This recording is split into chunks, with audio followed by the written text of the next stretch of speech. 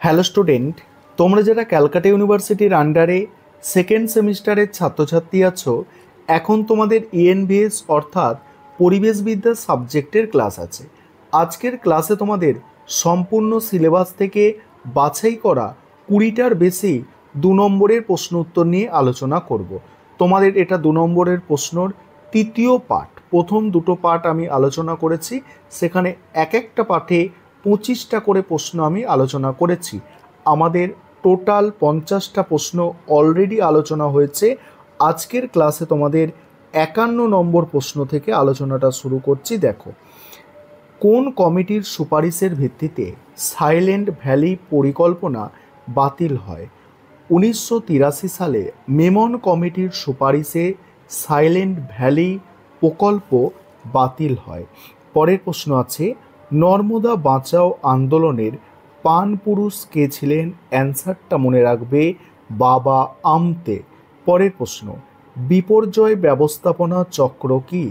বিপর্যয় ব্যবস্থাপনার সম্পূর্ণ কাজটিকে একটি চক্রের সঙ্গে তুলনা করা হয়, একে বিপর্যয় ব্যবস্থাপনা চক্র বলে। পরের প্রশ্ন দেখো, পরিবেশ নারীবাদ বা ইকো ফেমিনিজম বলতে কি বোঝো? পরিবেশ নারীবাদ বা ইকো ফেমিনিজম হলো মূলত নারীর অধিকার ও পুরুষের সঙ্গে সমান অধিকার স্থাপনের মাধ্যমে সামাজিক পরিবেশের ভারসাম্য বজায় রাখার মতবাদ। পরের প্রশ্ন, সুনামি কাকে বলে? জাপানি ভাষা সু মানে হলো বন্দর, নামি মানে ঢেউ। এক কথায় সুনামি শব্দের অর্থ হলো মহাশক্তিশালী সামুদ্রিক ঢেউ। পরের প্রশ্ন আছে, রিক্টার স্কেল কি? কে এটি আবিষ্কার করে? 1935 সালে মার্কিন ভূতত্ত্ববিদ চার্লস রিক্টার স্কেল আবিষ্কার করেন। এই যন্ত্রের সাহায্যে ভূমিকম্পের তীব্রতা মাপা হয়। তারপরের প্রশ্ন, কোন যন্ত্রের সাহায্যে ভূমিকম্প মাপা হয় বা রেকর্ড করা হয়? অ্যান্সারটা দেখো, সিসমোগ্রাফ যন্ত্রের সাহায্যে ভূমিকম্প মাপা হয় বা রেকর্ড করা হয়। তারপরের প্রশ্ন আছে, ভূমিকম্পের দুটি কারণ লেখো। ভূমিকম্পের দুটি কারণ হলো টেকটোনিক প্লেটের চলাফেরা আর হচ্ছে ভূমিধস। পরের প্রশ্ন আছে, ভূমিকম্প কাকে বলে? বিভিন্ন প্রাকৃতিক কারণে ভূ অভ্যন্তরে কম্পনের ফলে তরঙ্গ সৃষ্টি হলে পৃথিবীর কঠিন ভূত্বকের কোনো অংশ ক্ষণিকক্ষণের জন্য তাৎক্ষণিক কেঁপে ওঠে, যা ভূমিকম্প নামে পরিচিত। পরের প্রশ্ন উত্তরগুলো আলোচনা করব। তার আগে যে বিষয়টা বলার আছে, তোমাদের জন্য স্টাডি মেটেরিয়াল তৈরি করা হয়েছে। তোমরা যেভাবে প্রশ্ন এবং উত্তরগুলো সাজানো দেখছো, সম্পূর্ণ স্টাডি মেটেরিয়ালে এইভাবে তোমরা পিডিএফ আকারে পাবে। তোমরা যারা স্টাডি মেটেরিয়াল পারচেস করতে চাও, এই নম্বরে যোগাযোগ করবে, 9123005218। এই নম্বরে তোমরা যোগাযোগ করে স্টাডি মেটেরিয়াল পারচেস করতে পারো।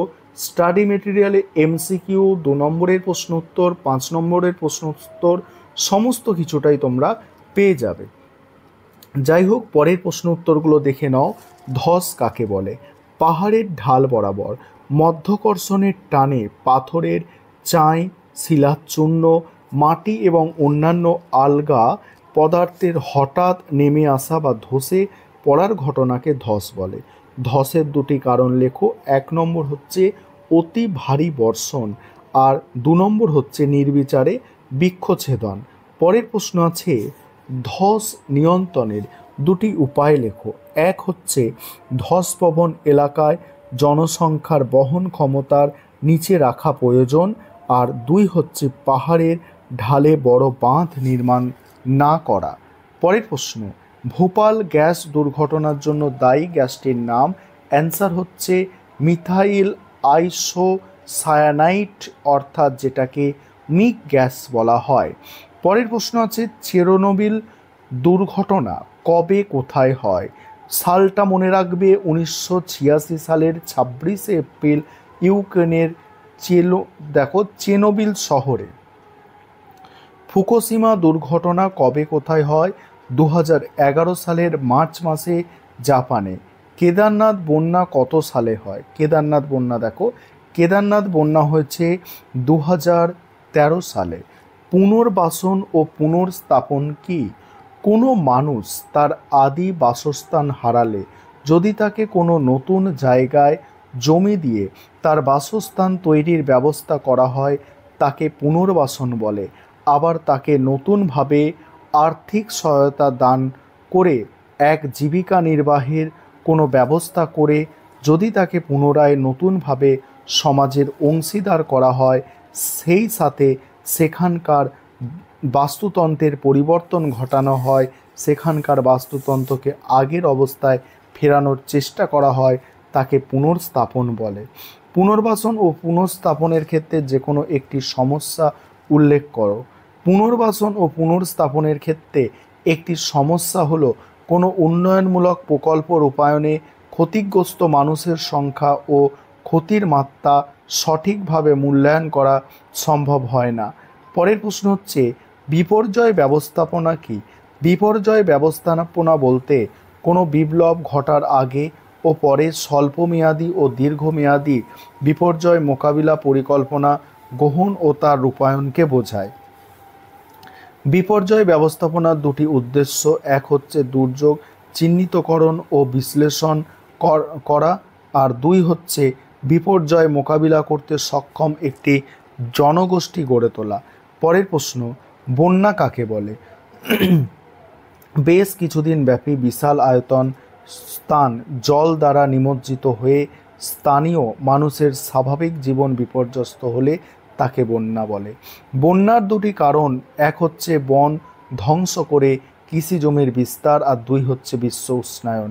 তারপরে দেখো 74 প্রশ্ন, বন্যা নিয়ন্ত্রণের দুটি উপায়, নিয়মিত বৃক্ষ রোপণ করা আর কৃত্রিম জলধারা নির্মাণ করা। এই ছিল তোমাদের গুরুত্বপূর্ণ আজকে প্রশ্ন উত্তরগুলো।